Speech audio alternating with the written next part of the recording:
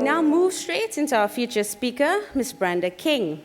I know her bio has been circulating over social media, but I'll still give you, if you didn't have a chance to read it, a little teaser about our Brenda King. Brenda has been a member of the European Economic and Social Committee, a consultative body that gives representatives of Europe's civil society a formal platform to contribute to EU legislation and policy.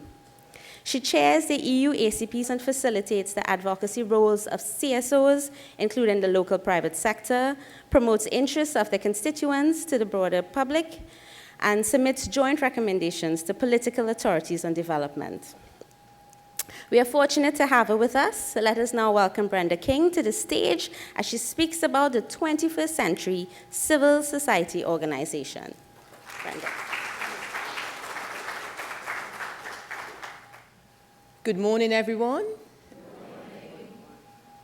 It's great to be in Trinidad. I came from Brussels through London, so we're talking from 0 degrees to 4 degrees to the wonderful 30 degrees. So it's wonderful to be here and to be able to wear my dress. I'm sure you saw the video I took in Brussels with my scarf as well, so it's really good. So I'm going to tell you a little bit about myself before I go into the presentation. You can hear I have a lisp. So if there's anything you're not clear about, please don't be shy. Say, Brenda, could you repeat that? I'm also a little bit dyslexic, so I could say the wrong word if it is similar to another word. And I hope I don't say anything rude, but if I say something that doesn't sound right, please again, raise your hand and ask me to clarify. Good, so let's get started. Perfect, so you heard a little bit about me. My name is Brenda King. I, as it's been said, am a member of the European Economic and Social Committee, and I sit in what is the employers group. And the employers group represents employers, private sector employers, public sector employers. And what you are doing and what you have been doing here, we spend a lot of time discussing in Brussels, and how, as employer associations, can we support our membership, especially in these uncertain times. I co-chair the CARIFORUM EU Consultative Committee, and it was 2 years ago, Joy, that we had our meeting here in Porto, Spain. So thanks to the EU, I have been here 3 or 4 times. I used to chair the Sustainable Development Observatory, so it's really good to see the EU partnering for sustainable development. I was president of the ACP EU Follow-up Committee. I'm still a member of that. So I'm looking alive because I'm in Trinidad and you give me energy. But last week, I was actually at an ACP meeting in Mauritius, then a meeting in Johannesburg, then I came to Brussels, and now I'm here. So I hope, during the break, I'm lively enough to ask any question, no matter how difficult. And I think that's enough for me. So now, on to the presentation. Now, I'm going to talk about uncertainty. And I thought it would be just, useful to mention the difference between risk and uncertainty. Because with risk, sometimes we do take a calculated risk. We think, okay, we're going to do this because we think it's going to have an advantage. But it's something, that I don't want to say predictable, but, you know what your options are. But with uncertainty, it is very difficult to quantify or control. So I'll give an example of risk, because this is something, because I was in Southeast Africa, just there, Mauritius. Now, the farmers in Kenya and South Africa have made a switch to avocados, because in Europe, there's a big demand for avocados. So you're taking, so they decided, okay, we will move away from our traditional goods, and we're going to avocados because we see that it's growing in Europe. And that, is quite a good risk to take. I mean, it could be that people move away from avocados, but the likelihood of that happening is very low. Now, with uncertainty, it could be that something had happened. Either you had a flood, or there's some disease that you hadn't sought out that has completely wiped out your avocado. So you couldn't quite control that or predict that, or it could be that the European Union has made a change for the importation of avocados, and that uncertainty hasn't been planned for. So this is the difference. And this is why when businesses talk, they always say, the more certain the future, the better it is for us. But as we all now know, we live in a very uncertain world. So I'm going to go through some of the things that businesses, some of the uncertainties that businesses have to deal with, and how CSOs can help.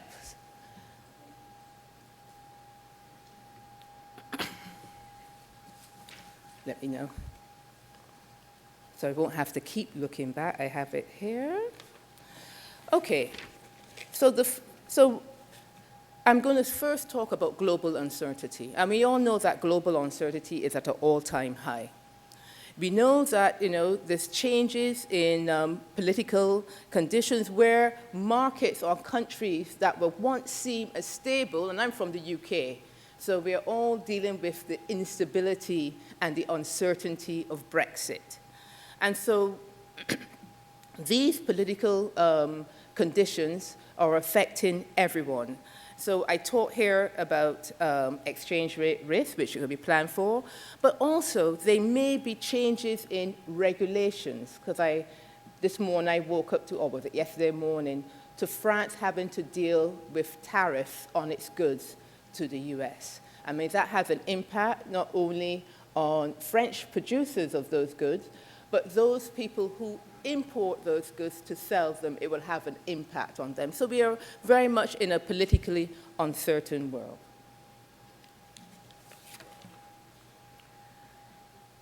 Economic conditions are also a lot of uncertainty there, and this can have an impact from anything from declining in investment to lower consumer confidence.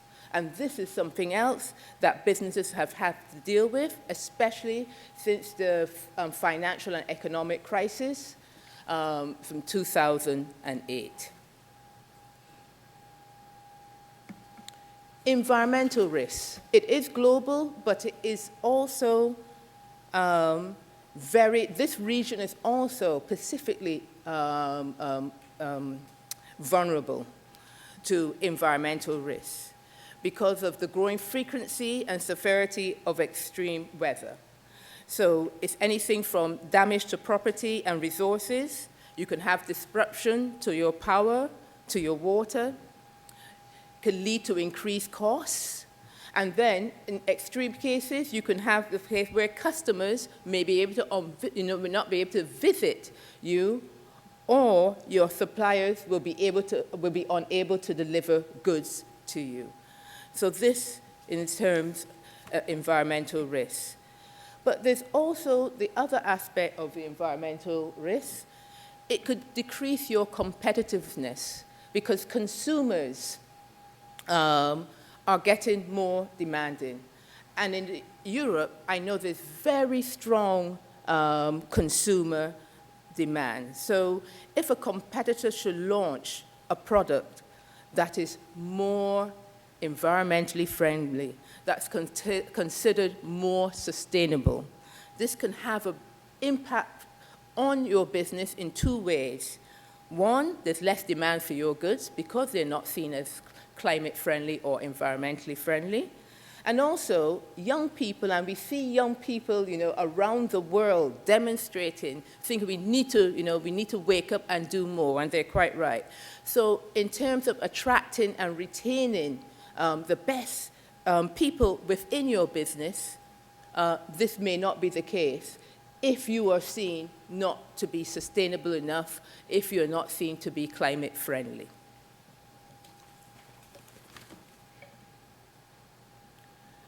The other global risk that we talk about a lot is also around IT. So IT, of course, plays a very critical role in many, many businesses. You could have hardware and software failure. You can have viruses and malicious attacks. You can have problems with spam. You can have human error, because especially a lot of some small business owner, and maybe, you know, some who have not grown up familiar with technology, they could be the resistance to change because of the fear of human error. And of course, natural disasters can also hit your IT infrastructure. So moving on to the regional context, and I want to start with trade in goods. In Trinidad, and I guess in the region, you have much more smaller companies. And being smaller companies, there is limited, you can have limited access to capital. And in Europe, this is something we discuss a lot. There's a limit, sometimes there's a limitation to the access to the skills that are needed. So at a time when there are more graduates, we have businesses complaining that they have difficulty attracting the right types of skills needed for their business. Of course, when you were in a small island development state, you know, you're operating in fragmented markets, and you can have very high input costs. And then compared globally, you can have a low labor productivity. Someone's...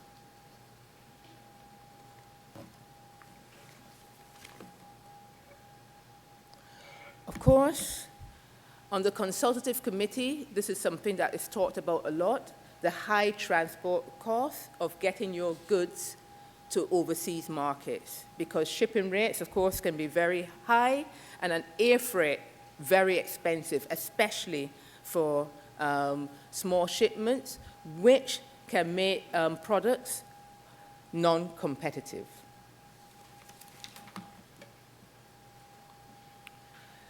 There's the high cost of visibility in the markets that you want to get to. So if you have a good, and there's the cost of promotions to make consumers in that country aware of your products. There are the issue of positioning. Oh, sorry, I haven't moved on.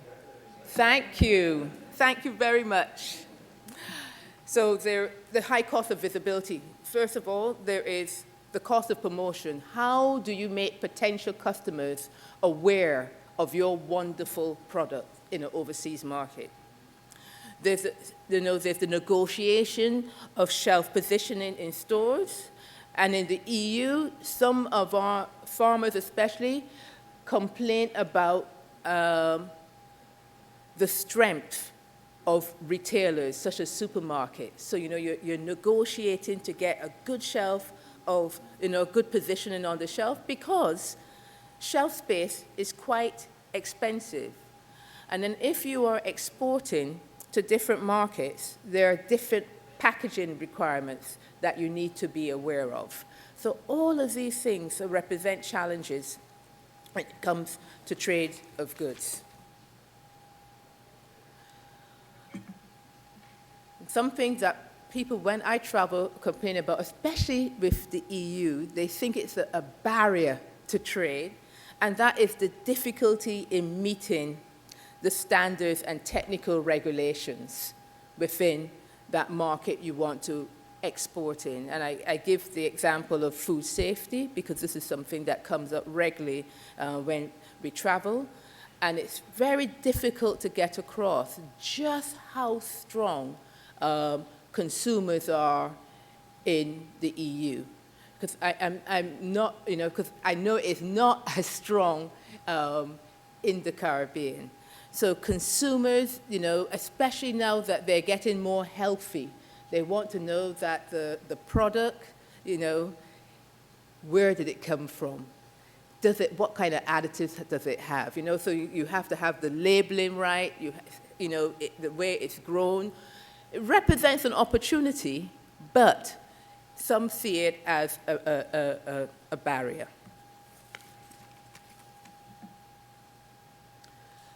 And because consumers are so strong, there are opportunities for private standards. And I think of food, fair trade, because in Europe, a lot of products now have this fair trade label. So the consumer knows immediately, no child labor. Farmers get a good price. The way that it has been produced ethically, that the products in this particular product is traceable. So, but that then also has an impact, because you have to be aware of these new private standards, because they tend to supersede the public ones.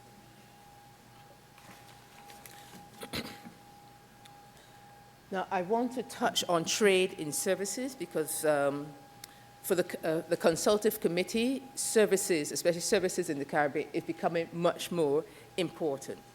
And so here, this is largely comprised of micro and small businesses. And they have, in terms of resources, a limited range of these available. And where a service, someone might be very good in the service that they provide, they don't always have the technical knowledge or the general business skill needed to export successfully, because you need the resource and the information to be able to do this. And I come on to this a bit later in my presentation. Also, within the service sector, things can change quite quickly. So the need for timely and updated market intelligence becomes very important for that service provider to be able to make their decisions. Also, because services can be a bit intangible, you need to establish credibility, and I think and also that becomes more important today, when people tend to be a lot more skeptical about what service providers have to offer. I mean, you hear it now in not only political debate, but in any kind of debate. A number of times people say, well, yes, that might be their opinion, but my opinion is.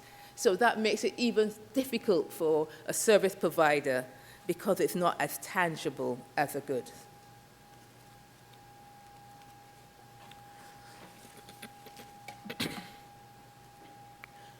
Financing is also an issue, and it's especially an issue for service providers, because in this region, banks want collateral for a business loan, and that can be a big barrier in someone to be able to develop and promote their service.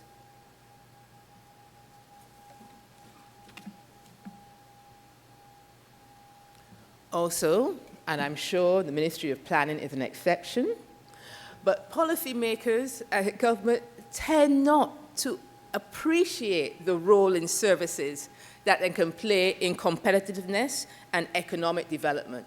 I know in the rest of the Caribbean, the exception is tourism, but outside of tourism in the Caribbean, there doesn't seem to be as big a public backing for services as they are for goods. And I think it's the intangibility of services. And this is something I think CSOs can work at in getting policymakers to understand how important services are to the competitiveness and the economic development of their countries.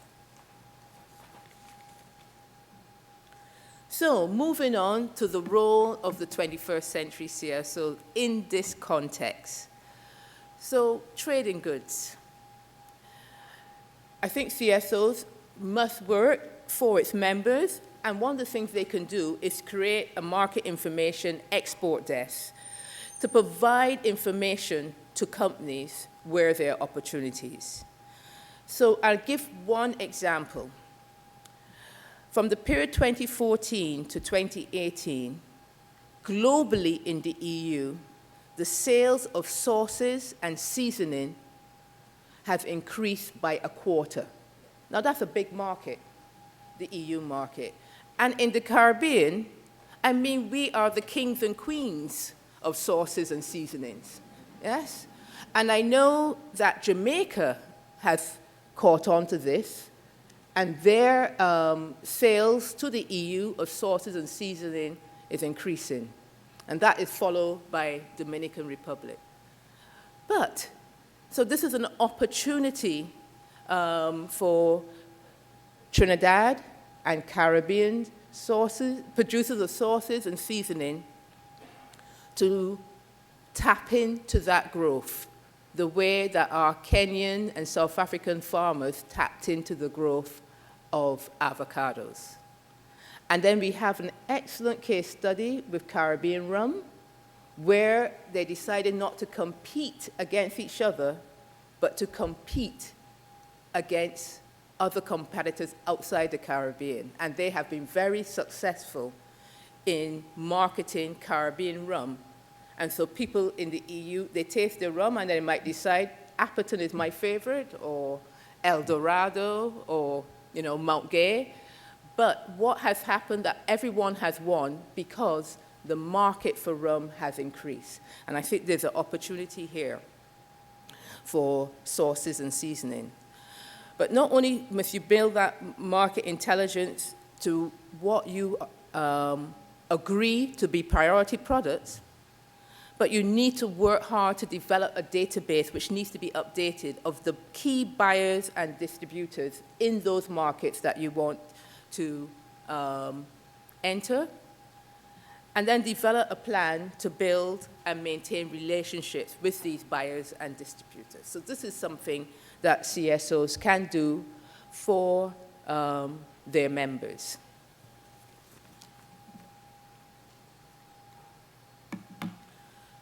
I also talk about they can provide training in general skills required to export.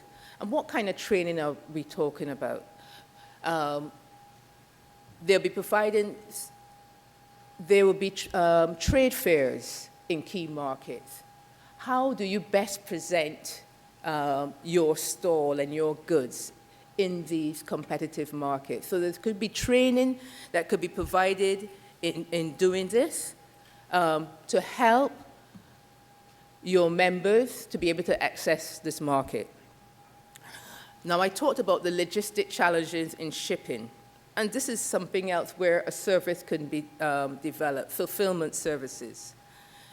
Could there be warehouse services that provide, that help with shipping, because warehouses are aware when, the shipping, they're coming in, when they're going out. Could there be some sort of collective so that people are aware when they can ship so it can lower the cost for their members? I mean, these are just some ideas that I'm putting out that CSOs can do.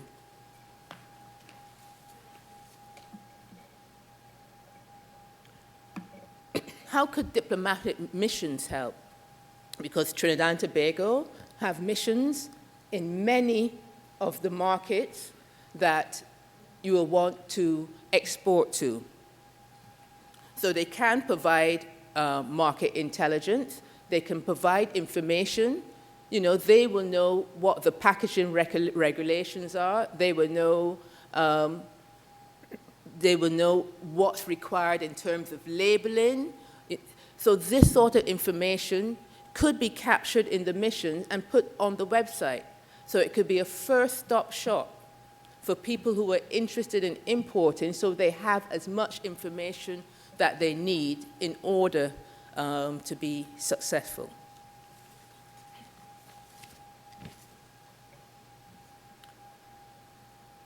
Now I'm moving on to trade in services, and I want to focus on the creative sector because, and I mentioned this to the ambassador when we were in the Blue Room, that in the last few years in Europe, there are so many carnival events that are happening.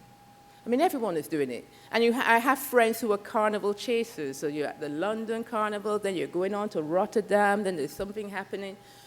So there is an a need for people who can provide, who are involved in carnival activities and experience in carnival activities. And who better place than Trinidad and Tobago?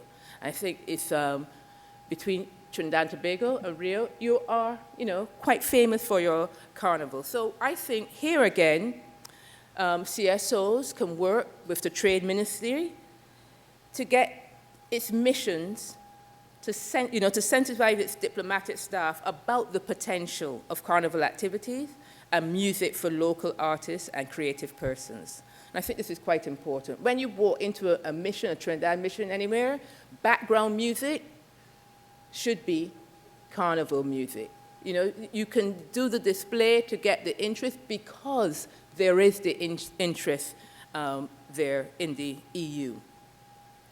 Also, diplomatic missions should be made aware of the EPA and the fact that there is the partnership agreement. Now, does everyone know about this partnership agreement between the EU and the Caribbean? It's called CARIFORUM.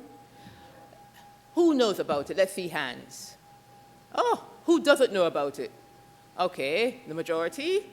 So let me quickly talk about this partnership agreement. It's called Economic Partnership Agreement. And what it is, an agreement, a trade and development agreement between the EU and the Caribbean. Now, what makes this agreement a bit special, usually when you have trade agreements between countries, they just focus on trade. This one focuses on trade and development. But the other added advantage is comprehensive, which means it includes trade in services as well as trade in goods. So, you know who your top carnival activity operators are. So, with this framework, that person should be able to go to Europe and provide their services to those different carnival, that are happening across the EU. Now, there are some barriers. First of all, most people, like people in this room, don't know that this exists. So if you are a carnival operator and you think, I really want to get so-and-so from Trinidad to come down to my carnival, first thing I think they will call, first stop shop, they will call the Trinidad and Tobago embassy in that country and say, how do I go about this? And what do we think will happen? The Trinidad embassy say, oh, yes, we have this EPA. You're talking about Mode 4. Yes, this is what we need to do. But the likelihood of that happening now isn't so. It is on CSOs to start the work so that that happens. I mean, there's work on the EU side as well, as the ambassadors know, because there's an issue with visas.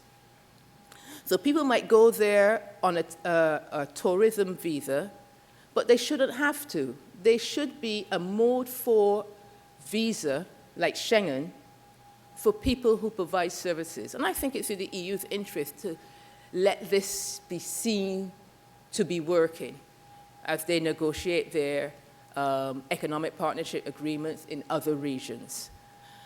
So the framework exists. So if we organize ourselves, service providers for carnival activities and music events should be able to be earning money as professionals in the EU because the framework exists. So I think, I know you're the Ministry of Planning, but I'm sure you're good friends with the Ministry of Trade, that Trinidad missions can start in these countries to start to identify and catalog the persons who promote carnivals and music around carnivals in the countries where they are. So it could be a one-stop shop. Also, with CSOs, for those countries, they can do a handbook of requirements and procedures for them to enter. Because, the framework exists. So if you want to go to Germany, what do you need to do? And I was saying to someone that I Last year, this was Erasmus Plus. Well, not quite the same, but because of the partnership agreements, I was working on a project with young people of African descent in Europe. So we were with a number of European countries. And then we decided to do a month-long workshop, including work experience in different sectors for young people from Ghana, Zimbabwe, and Swaziland. And we had that event in Germany, in Berlin. And because the framework was there, what was needed, and I have to admit, I went with the Germans because I know the Germans are very rule-based and they tend to have their information available. Of course, you had to provide certain, there were certain requirements, and it was literally a tick list. And once we got through that tick list, all the students from those countries got to spend the month in Germany. So I'm not saying, it takes time, you have to find a resource, but I don't think it is that difficult. And doing that, it will benefit service providers. Whatever services we are talking about, I targeted the creative sector and Carnival because I'm in Port of Spain, in Trinidad and Tobago. Yeah? So I think this is something that CSOs can really help to do. And once you do this, I think you will then attract even more members because you are adding value to them. So my final slide, I know there are challenges, I know we have a big information overflow. But you are professionals, you are CSOs, you know the needs of your constituents, so you should be able to change that information overflow into market intelligence that is targeted and relevant for your members. There is rapid change, including rapid regulatory change, but I think working with the EU delegation, you should be able to keep up to date with what these regulatory changes are. And you don't have to deal with all 28, or I'm from the UK, so soon 27, if ever 27, member states. But you can identify those key markets. I could think off the top of my head, Netherlands, Germany, Belgium, Spain, France. Those places, you can start by targeting a handful and then look to expand. And this will deal with the issue of limited resources, but it's all to do with priorities and increased work pressures. And that's it. Thank you very much for listening.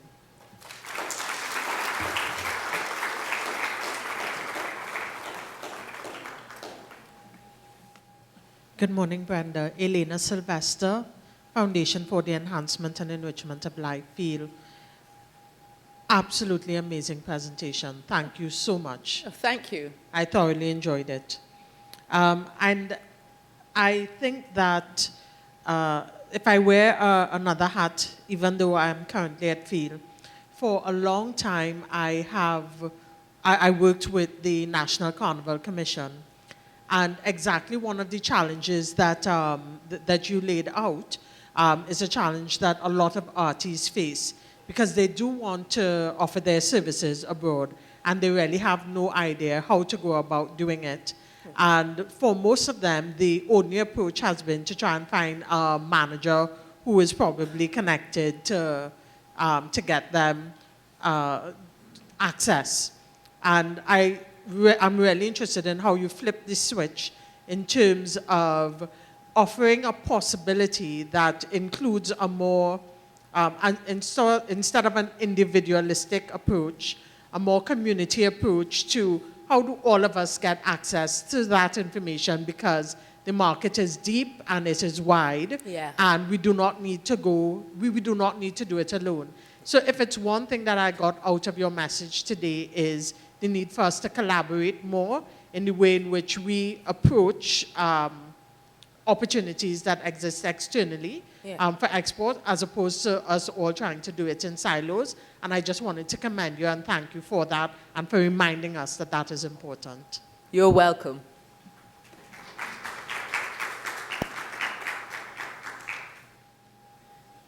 Hi, good morning. My name is Okara Duncan, and I'm a bachelor's student here at the Untitled Chapter Global School of Business in International Sustainable Business.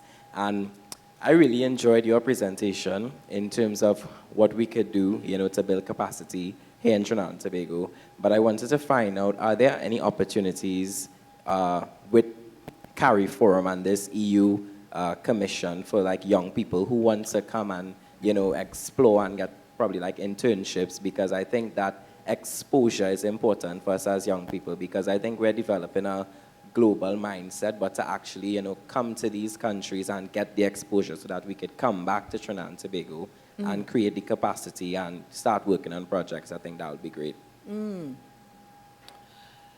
So your question is if there are opportunities for internships? Or maybe exchange programs as well. They don't have to be internships. There is, I mentioned, I did mention the Erasmus Plus. So one of the things you can do is if you look that up to see what projects currently exist and if any exist in the region. Now, I co-chair, as I mentioned, the CARI Forum EU Consultative Committee. And we have an organization called the ACP Youth Professional Network. And they have a WhatsApp group, and they're sharing information all the time. I'm happy to speak to you, to get you added to that group so that you can add other people from this institution to that group. Because they're young people from across the ACP region. I'll give an example. I'm on this group as well, even though I'm not young. So someone mentioned, I am going to St. Kitts for some, is anything happening?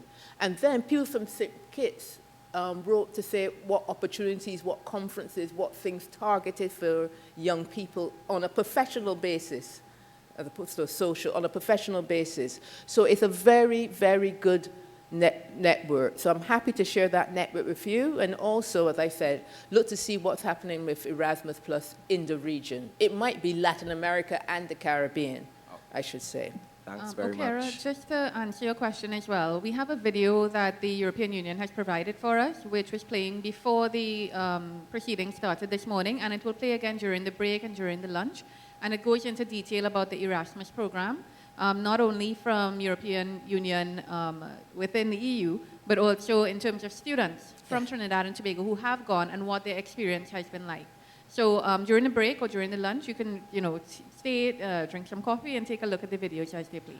And another thing to say, gives me this opportunity, because the ambassador mentioned it, because the UK is in a bit of flux and it's, difficult for students to get in, other EU member states are very keen to get the best minds into their institutions. And so a lot of them are doing their courses in English.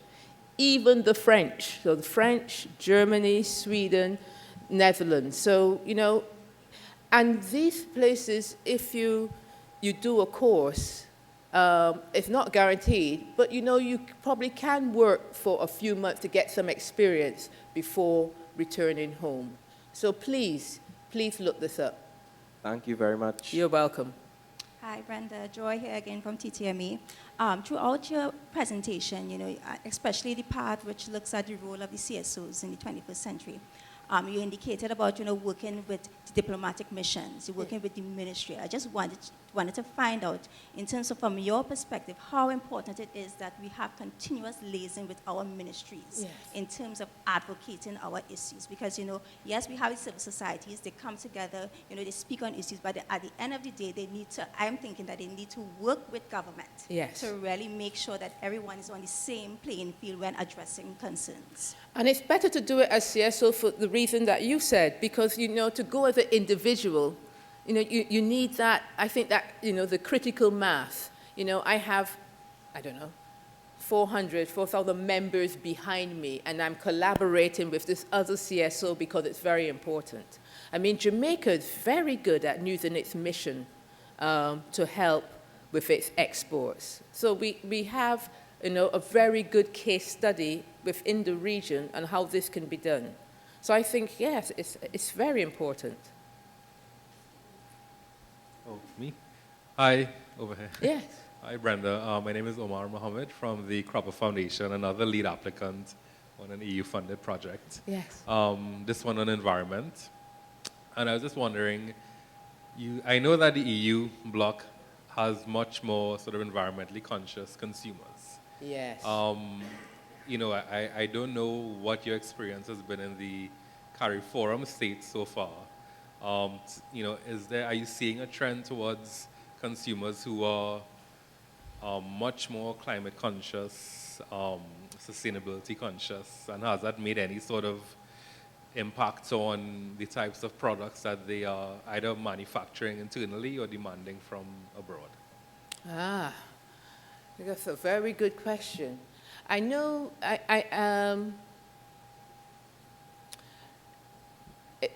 it doesn't seem as strong here as it is in the EU. I have to admit, one of my small frustrations, because I love coming to the Caribbean, but being from the EU, we're so used to recycling and separating. And so when I come here, I have my bags where I recycle and separate and feel good, but I know then at the end, when I leave, I have to put it all in one bin. And I know Trinidad is not a tourism place, but the rest of the Caribbean is. And if I'm thinking this, there are others that are thinking it, and I'm surprised that they haven't picked up on this as yet. And this, could have quite an impact because we've been doing this for a number of years, so it's kind of ingrained. But it hasn't caught on here as yet, but I'm sure it will eventually. And also when I go to the supermarket, I always have my bag, so I take up my bag instead of getting a plastic bag. So we're trained to do it. So when you don't see it, well, for me, it kind of jars, and I wonder how it feels for other visitors as well. So I think this is something, especially young people can campaign to get changed. Hi, my name is Pearl Yatley Gonzalez, and I'm with the group called SWAY, Serving Women and Youth. Yeah. You spoke about the opportunities for Carnival, and I think that one of the things that we seem to lack is that sharing of the information. Yeah. Because in truth and in fact, there is a group in Trinidad that is going to start doing something about global carnival. We are hosting CarniCon. And it's something that's looking at bringing in people who are facilitating carnivals outside in the EU as well as in the Caribbean and the US to understand how Trini Carnival events operate and how they can use the Trinidadian services to make their carnivals more effective. Yes. And so we are not even fully aware of that as the society because it's a silo type event again. So I think even when we're talking about building capacity for the civil society, we need to find a mechanism that facilitates the sharing of the information. Yes. And I think that's our biggest problem. Yes. It seems everybody has a secret. Is it they have a secret, or maybe they need to be made aware how valuable that information would be for you? Ah, right. Yes. Yeah. So I don't have an idea of how we get to do it. I mean, I get frustrated when I find 6 or 7 groups of people I meet who are doing almost the same thing but don't know each other. Yeah. I don't know how to get that fixed.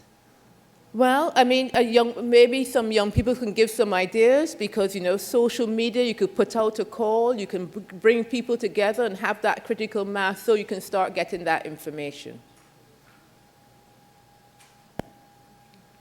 Yes, good morning, everyone.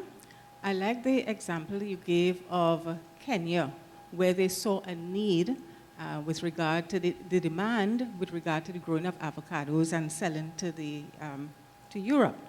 My question is, with regard to our products here, sometimes you could probably do a research, or you may want to go on the internet and you may be able to see where there's a demand, but all persons may not be able to access information.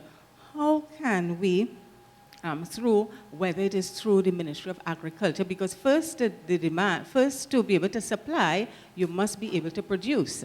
And we know that in our country, somehow agriculture seems to be on the low. We import so many things. So my question is, at what level? Is it the Ministry of Agriculture? Is it the Agricultural Development Bank?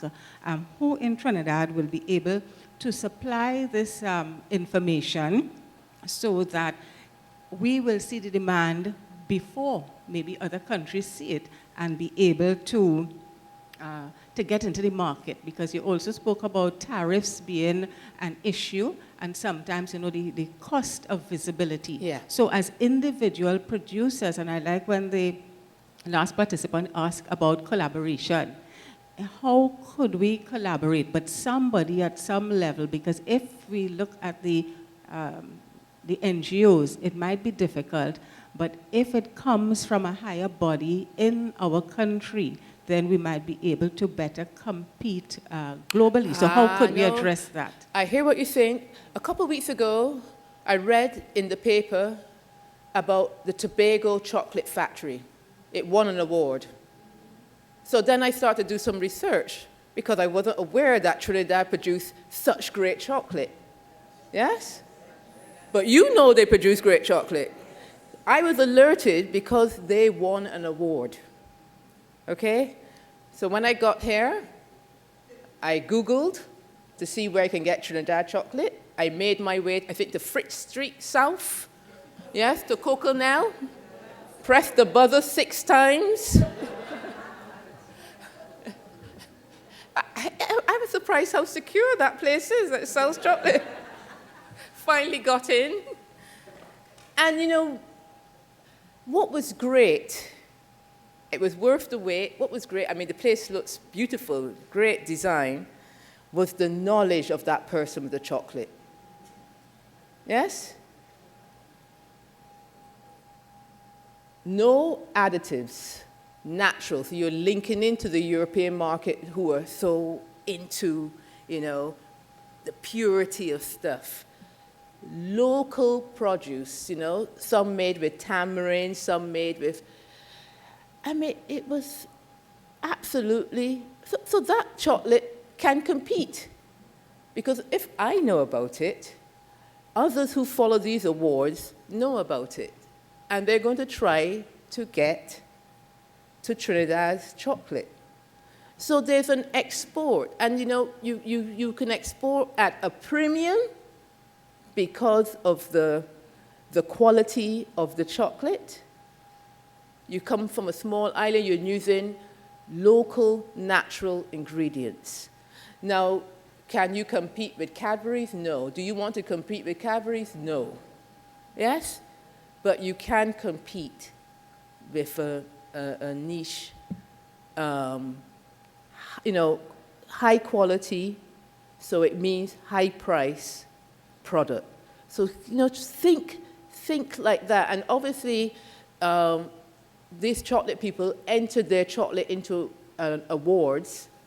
And I think they got, not this one, but the Tobago chocolate, they got, I think they got the silver award. So then, you know, their attention, you raise awareness, and consumers then, and hopefully buyers then become aware of you. So that, you know, that must took some planning and some work. So that's one way of doing it. Morning. My fellow colleague told me I did not indicate where I came from, the Human Capital Powerhouse, and my name is Jenny Lynn Bailey. We offer human resource management services. Okay. Morning, Cheryl Batiste, Quantum Agritech. Oh, yes, sorry. In direct relation to your question, what you will find will help you is places like Export TT, that will give you the kind of research support she needs to find and identify the kind of products being imported through the EU, into the EU and so on. And it will also help you with in terms of identifying some of the requirements needed. But you also have what is called the trade map and other things like that that will help you identify products and or services that are being imported outside of the region and what the requirements in some of those cases are for what you have to offer. So that is where you'll get the credibility you're speaking of and you're asking about in terms of the support. So there are different services or non-governmental services available, agencies that will help with that. Thank you for that. Hello, good morning. My name is Safia Ulagbala, and I am the Executive Director of We Code Caribbean. And our organization is expressly concerned about introducing technology to children in all communities, but particularly those in rural communities. What we have found that within our society, it's almost always very difficult to introduce a concept to a society that doesn't yet realize that they need it.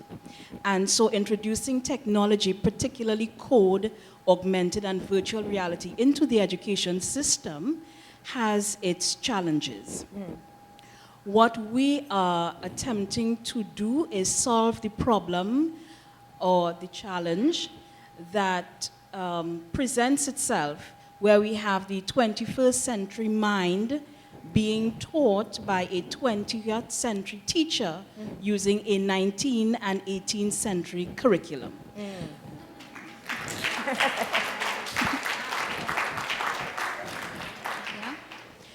What I think makes our organization very unique in that we are introducing technology, but we are also very concerned with physical fitness, mental wellness, and sustainability, because technology on a whole can be very isolating, and we are not understanding the need to also have a very holistic approach to the way we administer technology services.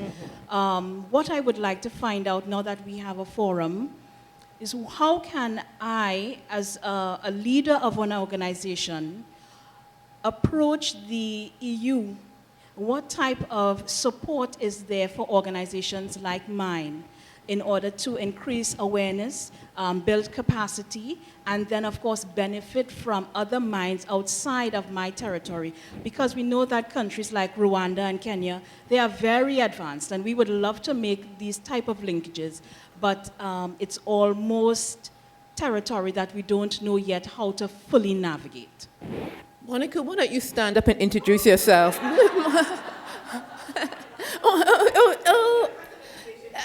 Okay.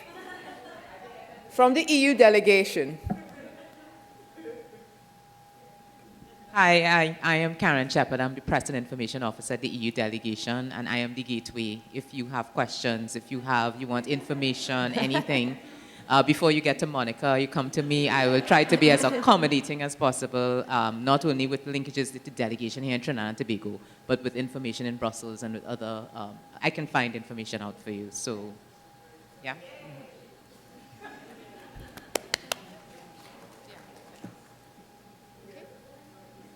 Do we have enough time for one more question?